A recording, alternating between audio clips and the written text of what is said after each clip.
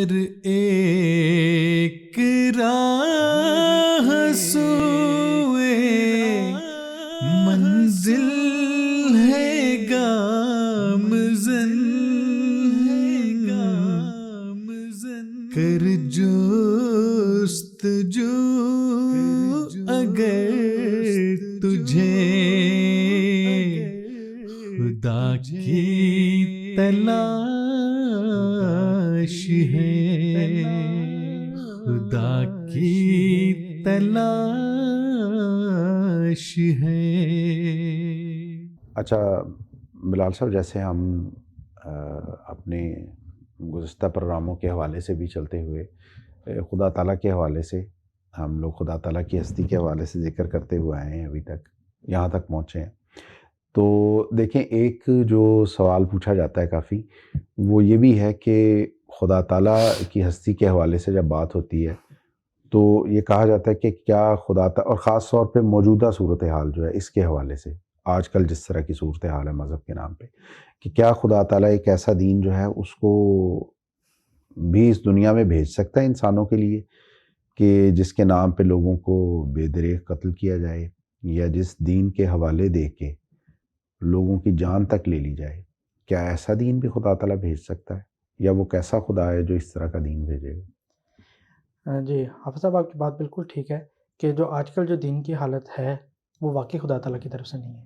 خدا تعالیٰ کی دین کو اگر ہم غور سے پڑھیں اور اس کو سمجھنے کی کوشش کریں تو دیکھیں قرآن کریم کی ساری تعلیمات ہمارے سامنے ہیں۔ قرآن کریم آپ کھول کے دیکھ لیں، خدا تعالیٰ نے کہیں پہ بھی یہ حکم نہیں دیا کہ جب رسول کریم صلی اللہ علیہ وآلہ وسلم کی یا کسی اور نبی کی توہین ہو تو توہین کرنے والے کا کو اس کی جان ہی اسے لے لی جائے، مطلب قتل کر دیا جائے۔ اور دیکھیں توہین رسالت جو ہے، مطلب اس کا مطلب کیا ہے؟ کسی رسول کی توہین کرنا۔ تو اگر رسول کی توہین کی سزا قتل ہے تو پھر کیا دوسرے جو تمام ادیان ہیں ان میں جو رسول گزرے ہیں ان کی کیا توہین کرنا بھی پھر اس کا بھی سزا یہی نہیں ہونی چاہیے؟ بالکل صحیح بات ہے۔ پھر عیسائی ہیں، اور توہین رسالت میں یہ بات کہی جاتی ہے کہ کسی بھی نبی کے ساتھ یہ بھی کہا جاتا ہے۔ بالکل ایسا ہی۔ تو جس طرح حضرت عیسیٰ علیہ السلام کو ماننے والے ہیں، عیسائی ہیں، وہ کہیں کہ جی ہم تو حضرت عیسیٰ کو خدا مانتے ہیں اور تم ان کی توہین کرتے ہو اور ان کو صرف خدا ایک انسان کہہ دیتے ہو، بلکہ یہ یہاں تک کہتے ہو کہ جی وہ ایک عام عورت سے پیدا ہوئے اور فلانا ٹمکانا، تو تم تو ان کی بہت بڑی توہین کی مرتکب ہو رہے ہو، تو ہمیں تو سب سے پہلے حق پہنچتا ہے کہ جی تمہارا سر قلم کر دیں۔ تو کیا پھر اس دنیا میں کوئی امن قائم رہے گا؟ بالکل ٹھیک۔ پھر انبیاء کی جو اس کے بعد ہے جو یعنی تعلیمات جو ہیں، حق آپ اپنے لیے سمجھتے ہیں کہ میرے لیے یہ جائز ہے کہ میں یہ حق استعمال کروں، وہی حق دوسرے کے لیے بھی ہے۔ اچھا، پھر یہ دیکھیں کہ دنیاوی تو اگر آپ دنیاوی طور پر برعکس قرآن کریم میں جو اللہ تعالیٰ نے 3 گروہوں کا ذکر کیا ہے، نا مومنین ہیں، اس میں کافر ہیں اور منافقین ہیں، تینوں گروہوں کے لیے اللہ تعالیٰ نے کہیں بھی کوئی دنیاوی سزا جو اگر توہین رسالت کے حوالے سے تینوں گروہوں کے لیے کوئی ایسی سزا نہیں، بلکہ یہی اللہ تعالیٰ نے بار بار قرآن کریم فرمایا کہ جو خدا کے رسول کو اذیت دیتے ہیں ان کے لیے دنیا میں بھی لعنت ہے اور آخرت میں ان کے لیے رسوا کن عذاب جو ہے وہ، اس کے علاوہ کوئی زیادہ الفاظ ایسے نہیں کہ اس کی گردن اڑا دیں اور ایسی کوئی چیز نہیں ملتی۔ اور دیکھیں جو کفر کی جو حالتیں جو مختلف انبیاء قرآن کریم نے بیان کی ہیں اور کیسے کیسے ظلم کیے ہیں مختلف انبیاء پہ جو ظلم ہوئے ہیں، اور یہ یعنی کہ یہ جو آج کا ماحول جو بنا ہوا ہے کہ یہ توہین رسالت، کسی نے وہ کاغذ پھاڑ دیا توہین رسالت، کسی نے وہ تو اس کے تصور بھی نہیں کیا ایسا۔ رسول کریم جو سب سے پیارے ہمارے، جو اللہ تعالیٰ کے سب، جس کی وجہ سے دنیا اللہ تعالیٰ نے تخلیق کی ہے، ان پر جو پتھروں کی بارشیں ہوئیں، ان پر جو خون کی جو ندیاں ان کی بہائی گئی ہیں اور ان پر کوڑا راکھ ان پر پھینکی گئی اور ان پہ قسم کی گندی ادائشیں جب وہ سجدے میں ہوتے پھینکی گئی، تو آپ کا حسن سلوک کیا تھا؟ آپ نے کیا کیا؟ شاہ صاحب، یہ تو آپ نے جو دنیا کی وہ حوالہ دی نا کہ دنیا میں ولانت کی گئی ہے، اس وقت تو جو عملی صورتحال ہے بلال صاحب وہ تو یہ ہے کہ جیسے وہ لوگ جو کہتے ہیں وہ کہتے ہیں اچھا دنیا میں بھی تو لعنت کی گئی ہے، تو وہ لعنت دراصل ہم لوگ ہیں اس کی عملی شکل جو ہم لوگ آپ کے ساتھ سلوک کر رہے ہیں، یعنی عملی طور پہ اس وقت یہ صورتحال بن گئی ہے۔ لعنت جو لفظ ہے اس کا مطلب کیا ہے؟ لعنت کا مطلب یہ ہوتا ہے کہ خدا تعالیٰ سے دوری۔ ٹھیک ہے، وہ تو پہلے خود ہی دوسرے جو ادیان ہیں جو مسلمان نہیں ہیں وہ تو خود ہی تسلیم کرتے ہیں کہ جی ہم تو خدا تعالیٰ سے دور ہیں، ہمارا کوئی لینا دینا نہیں ہے، لیکن مسلمانوں کی حالت دیکھ لیں، عملی حالت میں تو یہ خدا تعالیٰ سے دور ہوئے پھر رہے ہیں، خدا تعالیٰ کی تعلیم پر جو ہے اس پر کوئی عمل ہی نہیں۔ دیکھیں توہین رسالت دوسرے جو دین ہیں، دوسرے جو لوگ ہیں دینوں کو تسلیم کرنے والے ہیں، ان کی تو بات ایک طرف، جو مسلمان ہیں، جو رسول کریم صلی اللہ علیہ وسلم کو مانتے ہیں، آپ کی بیعت بالکل۔ کرتے ہیں، اپنے آپ کو آپ کا تابع کہتے ہیں کہ جی ہم رسول کریم صلی اللہ علیہ وسلم کی اتباع کرنے والے ہیں، آپ کے تمام احکامات پر ماننے والے ہیں، تو جب کوئی مسلمان آج وسلم کی کسی بات پر عمل نہیں کرتا تو کیا وہ سب سے پہلے توہین کا مرتکب نہیں یہ ہوتا؟ بہت بہت اہم بات ہے، اور یہی سب سے زیادہ اس ساری صورتحال کے نتیجے میں سوال یہی اٹھتا ہے بالکل کہ جو لوگ حضور یا اسلامی تعلیم جو ہے اس کے نام پہ جو عمل پیش کر رہے ہیں، اگر وہ اس تعلیم کے بالکل الٹ ہو بالکل تو کیا سب سے پہلا توہین کا الزام اس گروہ پہ اور ان لوگوں اسی پہ گروہ نہیں پہ آنا لگتا؟ چاہیے، کیونکہ اس گروہ کو کیونکہ ان کی تعلیمات کا پتہ ہے، اور پتہ ہونے کے بعد جو انکار ہوتا ہے اصل میں وہ تو پھر وہی تو صحیح یعنی توہین ہے۔ اپنا جتنا عمل ہے اس کو منسوب تو وہ اسلام کی طرف یا اسلام اس کی طرف مذہب کی کرتے طرف ہی کر رہے ہیں رسول نا، کریم صلی یا اللہ رسول علیہ کریم صلی اللہ وسلم علیہ وسلم کی طرف بالکل، اور جب آپ کسی حکم کی نافرمانی کرتے ہیں تو آپ حضور صلی اللہ علیہ وسلم کی نافرمانی کرتے ہیں جو کہ دین اسلام لے کر آئے۔ مثال کے طور پر قرآن کریم میں خدا تعالیٰ کتنی صاف طریقے پر فرماتا ہے کہ جھوٹ نہ بولو، بلکہ قولوا قولا سدیدا، کہ جھوٹ کیا کوئی ایسی بات بھی نہ کہو جس میں دو مطلب نکلتے ہوں، جو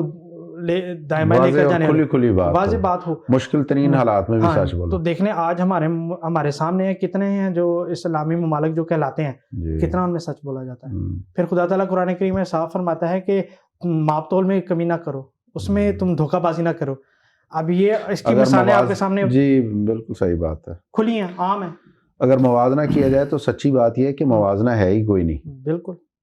اور یہ نہ صرف یہ کہ رسول کریم صلی اللہ علیہ وسلم کی تعلیمات جو دوسرے انبیاء کی تعلیمات تھی، ظاہری بات ہے وہ بھی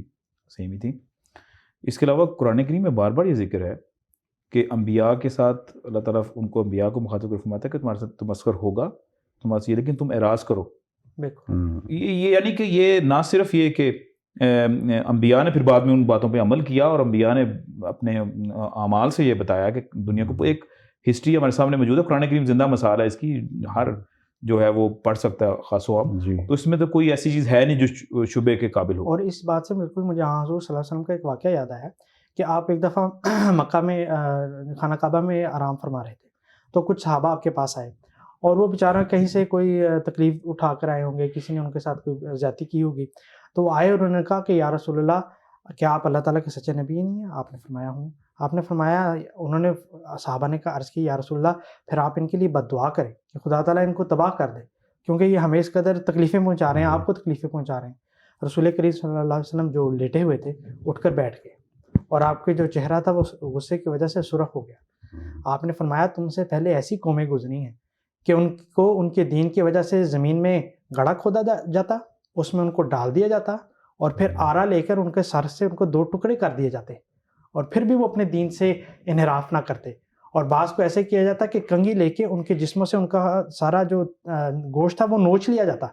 اس کے باوجود وہ نہ کرتے، اپنے دین سے نہ پھرتے۔ لیکن تم تو جلدی کر رہے ہو، تمہیں ابھی اتنی سی تکلیفیں پہنچی ہیں اور تم مجھے کہہ رہے ہو کہ ان کے لیے بد دعا کریں۔ تو دیکھیں کہ کتنا حضور صلی اللہ علیہ وسلم نے درگزر کا حکم فرمایا۔ اگر کوئی توہین رسالت کی سزا ہوتی تو وہ موقع تھا، حضور صلی اللہ علیہ وسلم کہتے فرماتے جی بالکل آؤ دعا کریں، لیکن آپ نے فرمایا درگزر کرو۔ اصل میں بالکل صحیح، یہی بات ہے کہ مواقع تو بیسیوں ایسے جو تاریخ میں ہمیں حدیث میں بھی قرآن کریم میں ملتے ہیں، یعنی اس میں جو رد عمل ہے اور جو تعلیم ہے وہ بالکل مختلف ہے، بالکل اور جو آج موجودہ صورتحال میں نظر آتی ہے مختلف مذہبی گروہوں کی طرف سے وہ بالکل اور ہے، وہ اور شکل پیش کرتی ہے، جس کی وجہ سے پھر اعتراض اٹھتے ہیں۔ اور وہی جیسے آپ نے تھوڑی دیر پہلے کہا کہ یعنی نام بے شک مذہب کا دیا جاتا ہے، لیکن دیکھنا تو یہ پڑے گا کہ یہ مذہب کی تعلیم ہے بھی ہے یا نہیں، بالکل اور جو لوگ وہ تعلیم کو نہیں غلط رنگ میں پیش کر رہے ہیں، پہلا الزام تو ان پہ لگنا چاہیے، پہلی گستاخی تو وہ خود کر رہے ہیں اس کے بعد۔ اچھا، اس میں بلال صاحب ایک اور بھی بات دیکھیں جو ہے وہ آتی ہے اس حوالے سے، آپ دیکھیں کہ اب ایک شخص جو ہے وہ فرض کریں کہ وہ شاہ صاحب اپنے خیالات کا ہم فرض کرتے ہیں کوئی اظہار کرتا ہے، یا ایک آئیڈیالوجی ہے اس کے اوپر وہ قائم ہے، خواہ وہ مذہب ہی ہے۔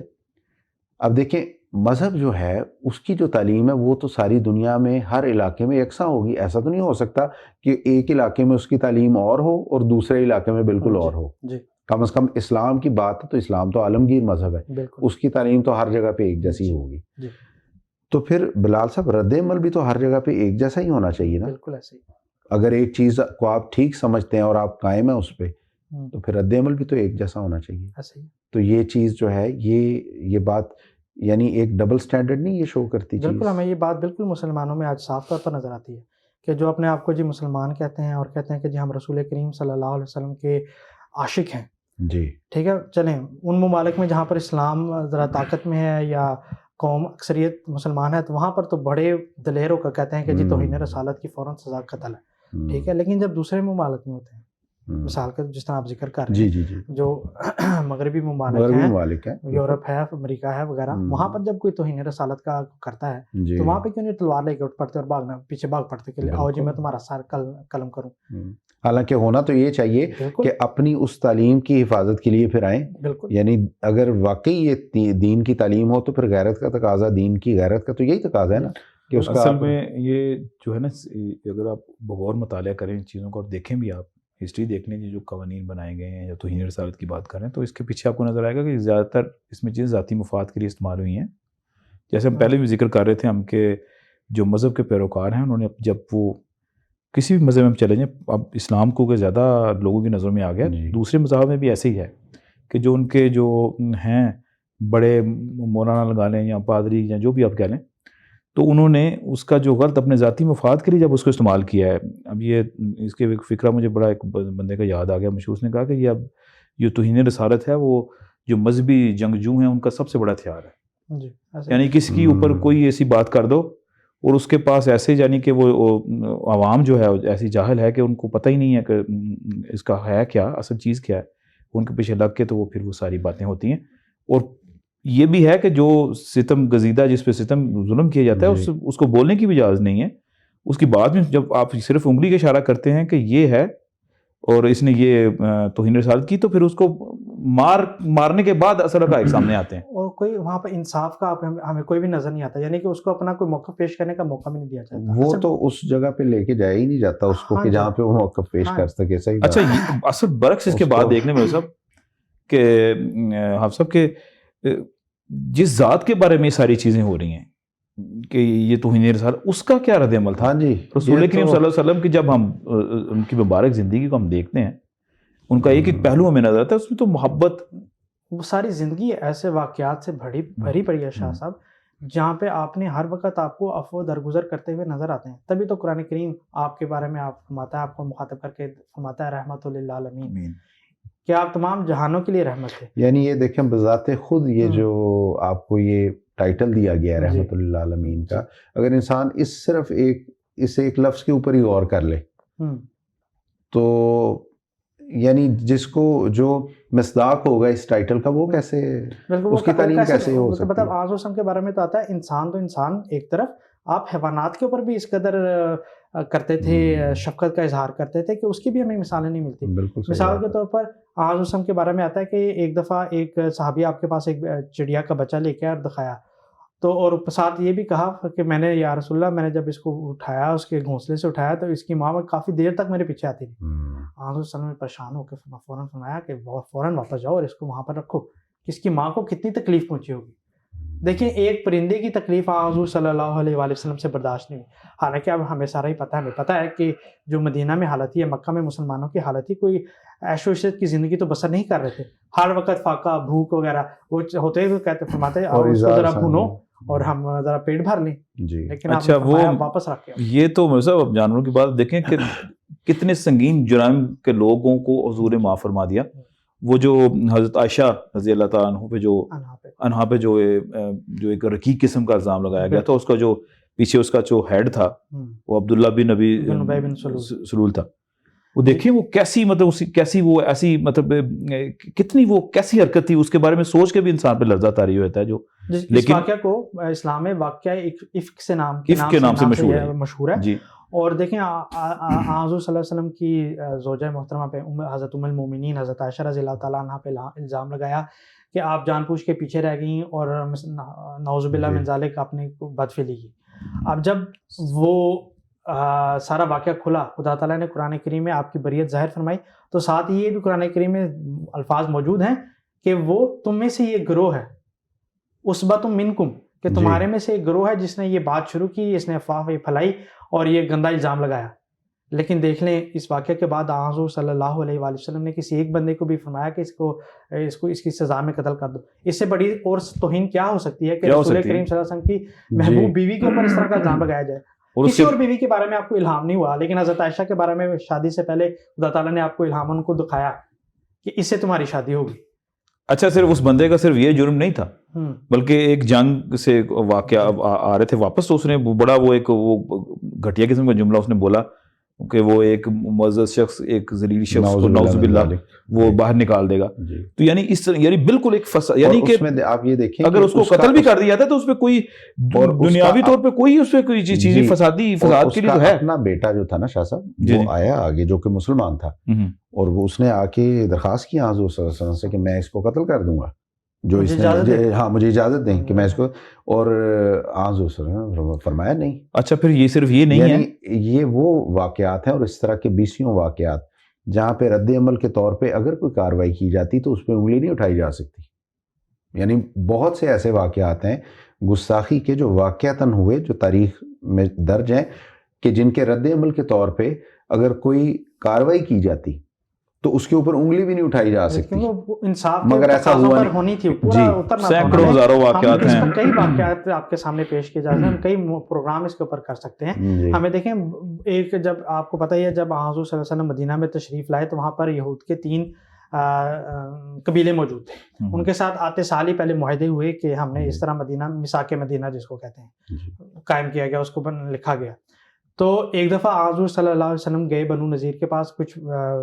پیسوں کی ضرورت تھی تو ان سے ادھار لینے گئے. جب ان کے پاس گئے تو انہوں نے کہا آپ پہلے بیٹھیں، پہلے ہم کھانا کھائیں گے اس کے بعد کوئی بات کرتے ہیں. تو حضور صلی اللہ علیہ وسلم ایک دیوار کی اوٹ میں سائے میں تشریف فرما ہوئے، تو انہوں نے بدبختوں نے پیچھے سے کیا کیا، انہوں نے کہا کہ آج ہی موقع ہے، اس کو تم میں سے کون ہے جو ان کے اوپر کوئی پتھر گرا کے وہاں سے تلوار کے اوپر سے ان کو ہلاک کر دے، نعوذ باللہ. تو ایک بندہ تیار ہو گیا اور وہ اٹھ کے چل پڑا. خدا تعالیٰ نے الہاماً آپ کو فرمایا، بتایا کہ یہ ارادے رکھتے ہیں. تو حضور صلی اللہ علیہ وسلم فوراً اٹھ کر وہاں سے واپس تشریف لائے. لیکن واپس آ کے دیکھیں آپ کا رد عمل کیا ہے. اب جو آپ کے قتل کا سازش ہو، آج کے قانون میں بھی اس کی سزا صاف صاف قتل ہے. لیکن حضور صلی اللہ علیہ وسلم نے دیکھیں رحمت للعالمین نے کیا فرمایا، آپ نے صرف ان کے پورے قبیلوں کو وہاں سے جلا وطن کیا. کسی کو یہ نہیں کہا کہ اس کو قتل کر دو. عام اب تو آپ اس وقت طاقت میں تھے، آپ تو عام مطلب بادشاہ تھے اس وقت. بالکل، ان کا مال و دولت بھی ان کو ساتھ دے دیا، لوٹا بھی نہیں، کچھ بھی نہیں، صرف ان کو کہا اپنے ہتھیار ادھر رکھ دو کیونکہ تمہارے سے جنگ کا ہمیں خطرہ ہے. بالکل، مطلب اتنا بڑا بہت سے. اب دیکھیں جنگ بدر، اب جب جنگ ہوتی ہے، آج کی بھی جنگیں دیکھ لیں آپ، اب جنگ بدر کے موقع پہ اور پھر اس زمانے کی جنگیں، اس زمانے کے جو دستور تھے اور روایات تھیں، اس میں تو جنگ بدر کے موقع پہ کتنے قیدی آگے تھے مسلمانوں کے پاس. اچھا اب دیکھیں کئی اب ان میں ایک واقعہ ہے کہ ایک قریش کے خطیب تھا خطیب قریش سہیل بن عمر، وہ بھی قید ہو گیا ہے. اور وہ حضور صلی اللہ علیہ وسلم پہ بہت زیادہ دشنام ترازیاں اس نے کی ہوئی تھی اور سب کو پتہ تھا. حضرت عمر رضی اللہ تعالیٰ عنہ جو تھے، آپ نے عرض کیا کہ حضور آپ مجھے اگر اجازت دیں تو میں اس کے اگلے 2 دانت توڑ دوں. اچھا اس کا جو بھائی تھا نا وہ فدیہ لے کے آ گیا تھا، اس لیے انہوں نے یہ نہیں کہا کہ میں قتل کر دوں کیونکہ پتا تھا کہ اب یہ اس نے چل، لیکن انہوں نے کہا کہ اس سے پہلے کہ یہ چلا جائے میں اجازت لوں، ایک تو میں اس کے اگلے 2 دانت توڑ دوں اور اس کی زبان کو کچل دوں، کچھ کہہ نہ پایا. ہاں، اس کی زبان کو کچل دوں تاکہ آئندہ پھر کبھی یہ دوبارہ آپ کے خلاف کوئی اس طرح کی بات نہ، بد زبانی نہ کر سکے. اچھا دیکھیں اب اس طرح کے یہ وہ اگر ہم دنیاوی حوالے سے دیکھیں تو یہ ایسی باتیں ہیں کہ جن کے اوپر یہ نارمل سے رد عمل ہے. جی کہ جی ہمارے خلاف چونکہ کارروائی ہوئی ہے، ہم جواباً حق رکھتے ہیں کارروائی کرنے کا. حضور صلی اللہ علیہ وسلم نے فرمایا کہ میں ہرگز اجازت نہیں دوں گا کہ اس کا مسئلہ کیا جائے، یعنی اس کے چہرے کو یا اس کے اعضاء کو بگاڑا جائے. اور اس کے بعد آپ نے فرمایا کہ میں ہرگز اس کی اجازت نہیں دوں گا باوجود اس کے کہ میں خدا کا نبی ہوں، اس لیے کہ کہیں اللہ میرے ساتھ یہ سلوک نہ کرے. اب دیکھیں آپ، یعنی یہ ہے وہ تقویٰ کا مقام، رحمت للعالمین کا. آپ نے فرمایا کہ اللہ، یعنی آپ خدا تعالیٰ کے سب سے محبوب نبی، سب سے محبوب ہستی، اور اس کے باوجود آپ فرماتے ہیں کہ اللہ تعالیٰ میرے ساتھ. اچھا جو انسان شریعت خود کو بھی یہ اجازت نہیں دیتا کہ وہ ادنا سا بھی دخل دے، وہ کیسے لوگوں کے قتل کے اس طرح حکم جاری اور ظلم یہ ہے کہ ان کے نام، ان کا مبارک نام لے کر ان کے نام پہ یہ سارے قتل ہو رہے ہیں. آپ دیکھیں وہ ایک بڑا مشہور واقعہ ہے کہ وہ ایک یہودی جس سے آپ نے کوئی تاجر تھے شاید ان سے قرض لیا تھا اور وہ قرض کی ایک باقاعدہ ایک معین اس کی وقت تھا اس کا, اس سے پہلے آ گیا وہ بندہ اور اس نے آگے اتنی بدتمیزی کی رسول کریم صلی اللہ علیہ وسلم نعوذ باللہ ان کے گریبان تک اس کا ہاتھ پہنچا, لیکن آپ نے ایسا عظیم الشان آپ نے رد عمل دکھایا کہ حضرت عمر جو دوسرے صحابی جس جوش میں آ گئے انہوں نے کہا ہم اس کو مطلب پکڑنے کے, آپ نے فرمایا نہیں اس کو, بلکہ حضرت عمر کو ساتھ بھیجا, انہوں نے کہا جاؤ بیت المال سے جو قرض اس کو دینا دو, بلکہ اس کو زیادہ کا آپ نے کہا, اور بھیجا بھی ان کو حضرت عمر کو ساتھ جن کو زیادہ غصہ آ رہا تھا. جی یہ ہمارا جو ہے اتنا پیارا آپ نے جو ہے فرمایا کہ آپ نے فرمایا عمر تمہیں کیونکہ تم نے غصہ ہے, تم نے زیادتی کی ہے. تم نے حالانکہ وہ بندہ بدتمیزی کر کے عام تو یہ بندے پہ اگر کون اس نے یہ کیا ہوتا, بالکل. میرے بھی کیا ہوتا مثال کے طور پر, کون بخشتا ہے؟ لیکن وہ صحیح دیکھیں وہ بات تو ہے. رسول کریم صلی اللہ صلی اللہ علیہ علیہ وسلم وسلم تھے. آپ نے فرمایا نہیں تم نے زیادتی کی, اور عمر تم اس حکمت کو بھی زیادہ جو- دو. ماشاء اللہ. یعنی اس میں آپ کی حکمت بھی ہے. اچھا آپ دیکھیں نا یہ سارے واقعات جو ہیں اور اس طرح کے بہت سے واقعات, جیسے آپ نے تھوڑی دیر پہلے کہا کہ اس پہ تو ہم کئی پروگرام کر سکتے ہیں. بالکل ایسے. اب بات یہ ہے کہ یہ تو یعنی مذہب کی وہ شکل ہے اس وقت جو ہمارے سامنے آتی ہے نا اس طرح کے واقعات سے, کہ جو اب ہم دیکھیں یہ تو اس سے بالکل مختلف شکل ہے. بات یہ ہے کہ واقعات تو سارے سچے ہیں اور تاریخ میں ہیں بھی ہیں, لیکن کیا وجہ ہے کہ بعض گروہ بعض لوگ وہ اسلام ہی کے نام پہ اس سے بالکل مختلف رد عمل پیش کرتے ہیں, اور ان ساری احادیث اور آیات حضور صلی اللہ علیہ وسلم کے اسوہ کے ہوتے ہوئے بھی اس کے باوجود وہ آپ کے نام پہ اس طرح کی کاروائیاں کرتے ہیں. بات یہ ہے کہ آپ صاحب دیکھیں, آپ جب بھی نا باقی جس طرح پہلے بھی شاہ صاحب نے بھی بات کی کہ جب بھی ادیان پر زوال آیا ہے, ان کے زوال کا وقت آیا ہے, ان پہ ساروں پہ اس طرح وقت گزرا ہے. عیسائیت دیکھ لیں, یہودیت دیکھ لیں, اب اسلام کی باری ہے تو اسلام پر. اور یہ بات یہ ہے کہ یہ ایسی بات نہیں ہے کہ جو انہونی تھی, بلکہ رسول کریم صلی اللہ علیہ وآلہ وسلم نے اس کے آج سے 1400 سال پہلے پیش گوئی فرما دی تھی کہ اسلام کے اوپر ایک ایسا وقت آئے گا. اور ہم اگر احادیث اٹھا کر دیکھیں تو آج وسلم نے اس دور کا لفظ مطلب ایسا تصویر کھینچ دی تھی کہ انسان حیران ہو جاتا ہے کہ آپ کو ہر چیز کا ہی پتہ تھا. مطلب آپ نے فرمایا, ایک حدیث صاف صاف ملتی ہے کہ علماء شر من تحت ادیم السماء, کہ جو ان کے اس وقت کے علماء ہوں گے وہ آسمان تلے سب سے بدترین مخلوق ہوں گے. اور آج دیکھ لیں ہمارے سامنے ہی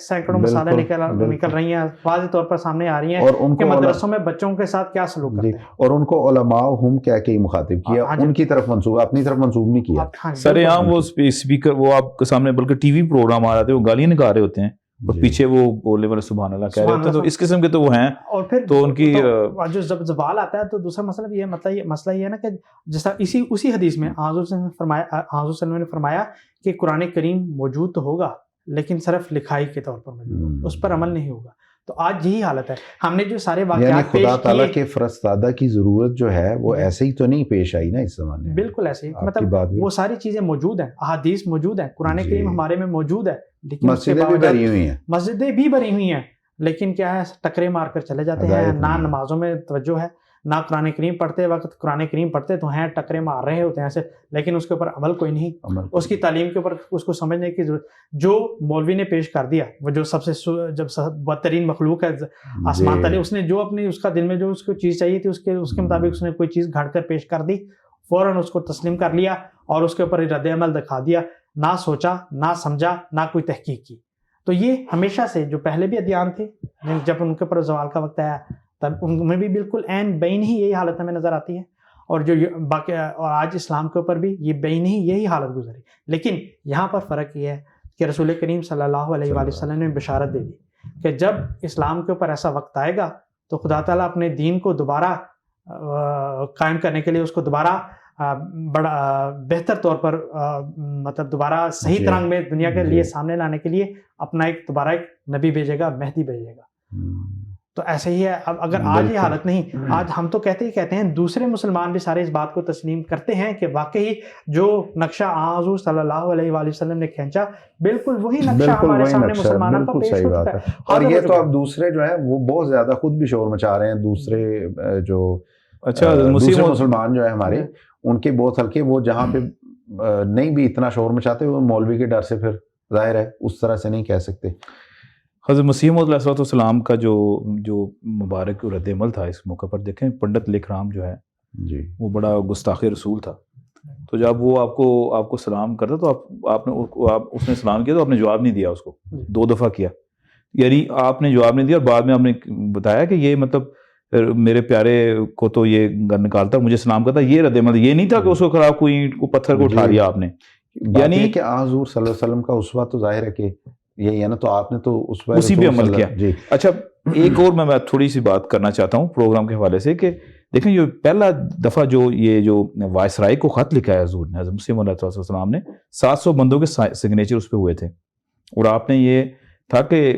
تھوڑا سا اس میں بات یہ تھی کہ ہم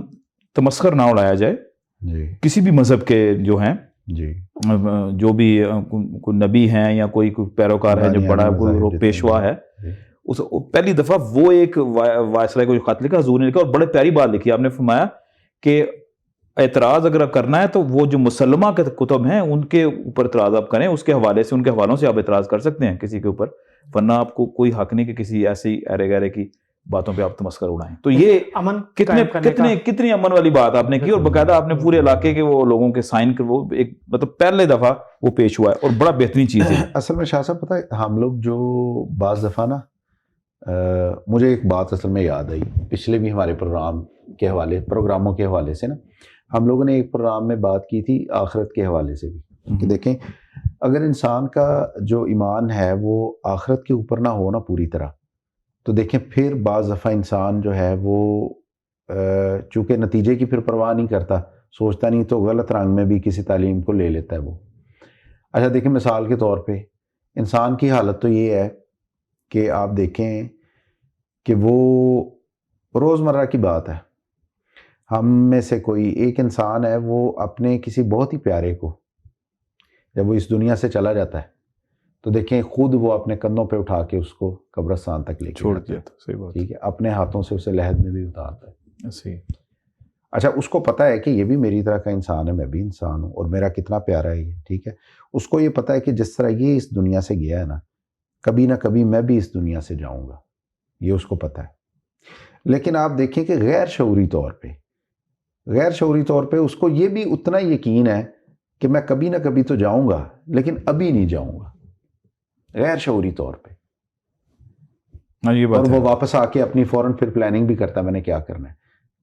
یعنی یہ ابھی اور کبھی کے درمیان شاہ صاحب جو فاصلہ وہ پیدا کر لیتا ہے، اس میں وہ اپنی زندگی گزارتا ہے. یہ دیکھیں نا، یہی بات ہے بالکل جو ہمیں اسلام سکھاتا بھی ہے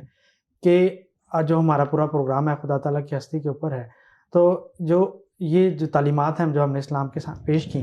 ان تعلیمات کے نہ سمجھنے کی وجہ سے یا ان کو بھول جانے کی وجہ سے ہی ہم خدا تعالیٰ سے ہماری دوری پیدا ہو گئی ہے. آج کے مسلمانوں کی دوری پیدا ہوگی ہے. کیونکہ دیکھیں اسلام جب ہمیں یقین ہوگا کہ خدا تعالیٰ ہے، اور جس طرح آپ نے بات کی کہ ایک دن میں نے خدا تعالیٰ کے سامنے پیش ہونا ہے، تو تب انسان کہے گا کہ جی اب میں اپنے اعمال درست کر لوں، ورنہ کل میں خدا تعالیٰ کے سامنے پیش ہو رہا ہوں یا جب بھی پیش ہو رہا ہوں. تو جب انسان یہ چیز بھول جاتا ہے تب ہی وہ اس طرح کے کام کرتا ہے. مثال کے طور پہ ایک انسان کو پتا ہوگا جی اس سوراخ میں ایک سانپ بیٹھا ہے، اس کو آپ جتنا مرضی پیسے دے دیں، اس نے اپنا ہاتھ اس میں نہیں ڈالنا، اس کو پتا ہے میں نے ہاتھ ڈالا، اس نے مجھے ڈانس رہا ہے، میں نے مر جانا ہے اور اللہ کے سامنے پیش ہو جانا ہے. لیکن یہ وہ بھول جاتا ہے کہ خدا تعالیٰ نے جو سارے احکامات نازل کیے ہیں کہ تم اگر یہ کرو گے تمہیں یہ سزا ملے گی، لیکن وہ بھول کے بیٹھ جاتا ہے کہ کوئی نہیں، خیر ہے، دیکھی جائے گی. تو یہ ایک خدا تعالیٰ سے دور لے جانے والی بات ہے. بالکل صحیح بات ہے. اور دیکھیں آپ دونوں کی باتوں سے جو آج ہم نے پروگرام کیا، اس سے جو شکل ہمارے سامنے آتی ہے اور جو نظر آتا ہے ہمیں، یا جو ہمیں پتہ چلتا ہے، آپ دونوں کی آج کی جو آپ نے حوالے دیے ہیں، ان سے پتہ یہ چلتا ہے، جو نظر آتا ہے کہ دیکھیں جو مذہب کے لیے جو ہر انسان ہے نا، اس کو جستجو بہرحال خود کرنی پڑے گی اور اس کے اصل کی طرف آنا پڑے گا. یعنی قرآن کریم اور احادیث کے حوالے دیکھنے پڑیں گے. کسی کا طرز عمل دیکھ کے تو فیصلہ نہیں ہو سکتا. وہ تو